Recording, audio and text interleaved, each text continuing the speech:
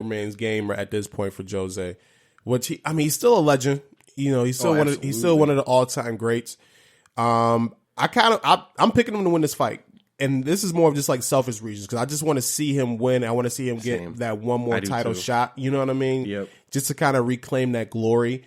But after what you just said about a Marlon, man, that's kind of like, fuck.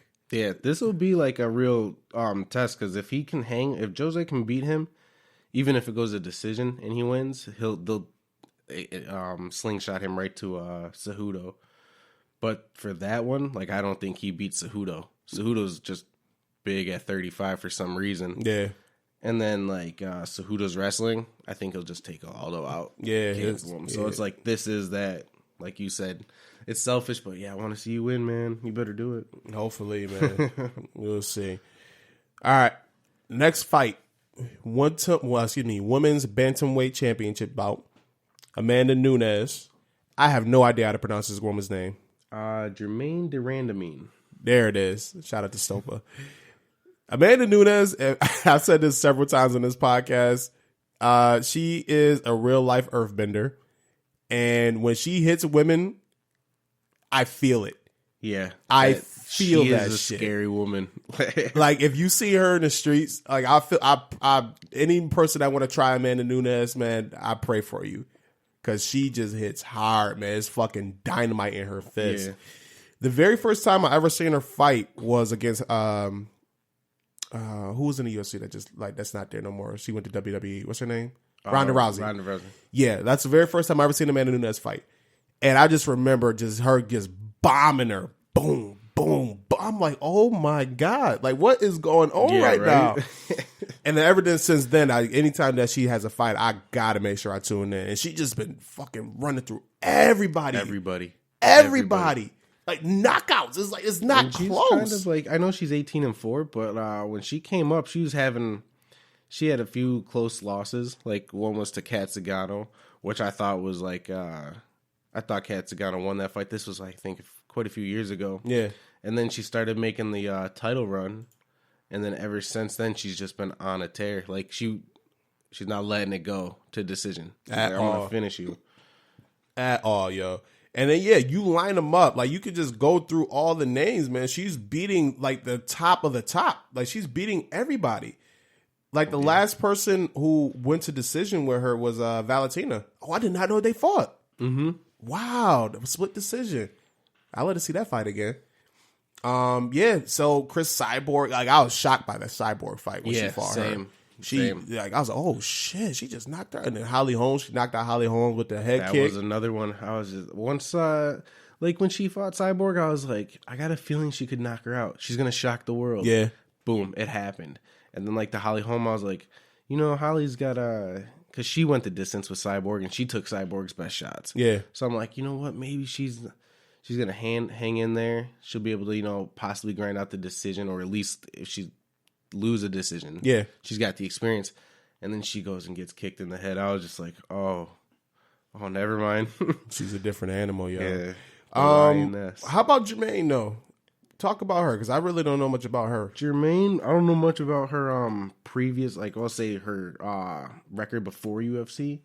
But since they brought her in and stuff, even like back when she was supposedly supposed to fight Cyborg for the title and stuff, and then Cyborg was in the, I think it was like the USADA, and like how she had failed drug tests, so Jermaine didn't want to fight her, and she was so set on not fighting her, like, you know, her belief. She's like, I'm not going to fight a dirty fighter. Right.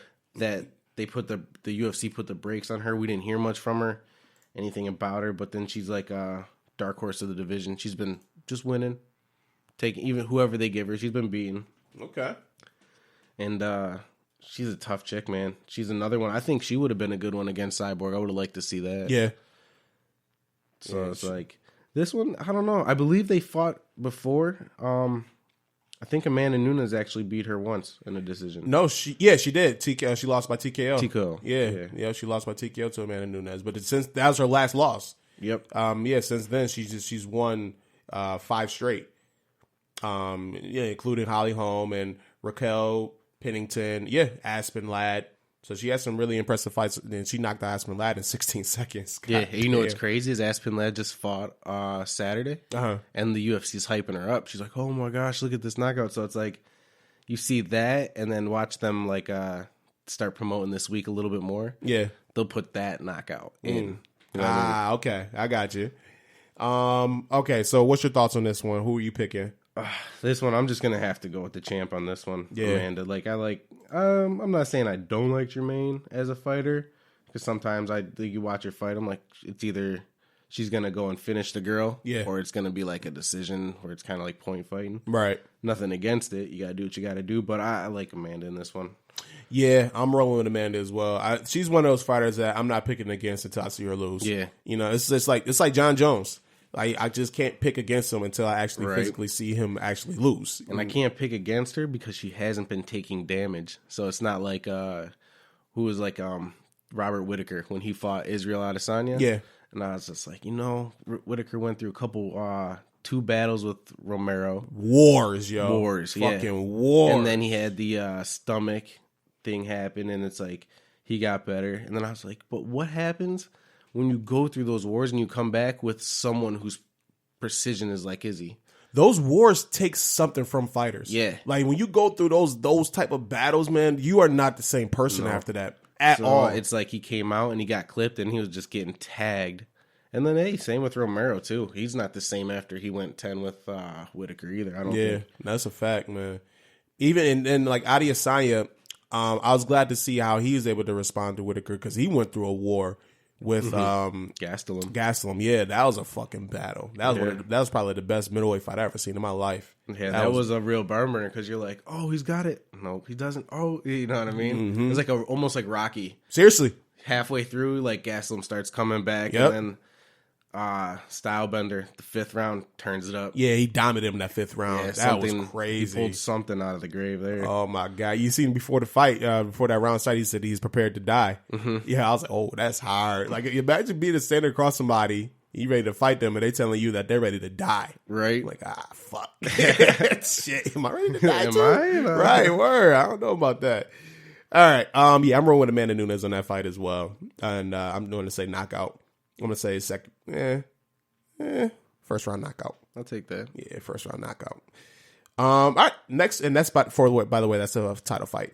I think I said that at the beginning, and Amanda Nunes is favorite. She is, I just had it, where is it at? -280. The favorite? Yep, so she's favorite. -280 there, so yeah, I put my money on Nunes. I'm not a betting man, but if I was, it'd be on Nunes. Next fight. Another championship fight. This is for the featherweight belt. Max Holloway, Alexander, help me with the last name? Volkanovski. Yeah, this one's going to be a good one, too. Volkanovski has been very impressive over these last couple of fights. Yeah. He's 20-1, and he's got some impressive victories on his resume from what I was looking at here. Thoughts on this fight here, overall? This one, for me, it's a pick'em, because it's like I'm thinking about, I like Max. I always want Max to win, but he's been through a couple wars, last few ones, and it's like, what if, Volkanovski's 20-1, he's fresh, he just beat Jose Aldo, made a statement like that too. Mm-hmm. So it's like, Andy, that dude hits hard. He hits hard, so it's like, I hope Max doesn't get caught in any way. Yeah. But then again, Max is like a smart dude, so I'm rolling with Max. Got to roll with the champ because that's my guy right there. Yeah. But this one, it could go either way. Yeah, I like Max striking. Like, he's just nonstop with his striking, yo. He just come at you in waves, and it just seems like everything is just accurate and pinpoint. Right. He'll pepper the hell out of you, too, until he sees that you drop your hand a little bit. Mm-hmm. Boom. There comes the number 2. Mm-hmm. And after that, it's just follow up, boom, boom. But it's no breaks. It's no breaks. You can't recover. Like, once he has you hurt, man, he is going to finish you. He's going in for the kill. I love watching his fights. Volkanovski, what's his style like? Is he more of a wrestler? Yeah, he's like a wrestler striker. He does have a good wrestling pedigree, but his striking, he's like a little powerhouse. Yeah. So once he starts hitting you and you take the damage, he's gonna put you up and hold you down and just beat the hell out of you. Yeah. With it. Okay. Yeah, I was watching one of his fights on YouTube, like one of the reruns, and that's what I was seeing from him. It was just consistent pressure, ground and pound, and then just all over his opponent there. Do you think Max Holloway would be able to withstand that? Because Max Holloway, he isn't the greatest wrestler. Like when he fought Poirier, Poirier's hitting him with bombs, but it kind of just seemed like he's able to just kind of do what he wanted with him. Right. You know what I mean? Until he fought back against Poirier. Obviously, it went to 4 or 5 rounds. See, that one's a tough one because for me, I don't like Max at 155. Yeah, he looks small for 155, but at 145 he looks big. Yeah, so it's like I think if he's smart enough, he'll use his distance and kind of neutralize the wrestling game. Mm-hmm. But then it's like if you're watching out for the legs and he cut like Volkanovski. He's definitely shorter than Max. So the only thing that I'm worried about is he fakes for them legs, ducks up and hits him with a hook. Yeah. Coming across. And like Max is just there, arms down, waiting for him. Right. Because he plays low. Arms low, waiting for the takedown because he's quick. His hands are so fast. Yeah. But yeah, I don't know. I'm going to take Holloway on that one. Probably decision if he doesn't finish him. Holloway is favored by minus 175. That's not even that big, though. Yeah, it's not. You know what I mean? Yeah, that's almost damn near a pick 'em. That's definitely damn near a pick 'em right there. Volkanovski is plus 155, so take your pick on that one. Yeah, honestly, I don't know. 'Cause it'd be these are one of those fights where I know about Holloway. Volkanovski, I'm not too sure on. Like, I've seen him fight like on YouTube. I don't know much about him, but it's usually those fights where they'll come in and then they'll win that fight. Like that fight that I don't know much about will come in and win that fight. I'm gonna roll with Holloway as well. I think decision. I like that as well. But it's a very dangerous fight, and yeah, we'll see what happens. That one's got me. I'm hyped on that one. Probably my favorite fight on this card, to be honest with you. Yeah. It's just because, like, man, Volkanovski, you can't count him out. And then Holloway, you can't count him out either. Mm-hmm. These dudes are going to throw no matter what. Yeah, Heart of Champions. All right, next fight, man. This is it, the main event. We've been waiting for this a long time. They've been going back and forth on Twitter, talking mad shit. Right. By the way, this is Kamaru Usman versus Colby Covington. And Colby, so people see what he's been doing, like his antics and whatnot, with like wearing the MAGA hat, and he got like the suit, and then he's got like the strippers following him around and shit like that. He's just talking mad shit to everybody. His gimmick. Yeah, the gimmick is, and that's what it is. It's a gimmick. Yeah.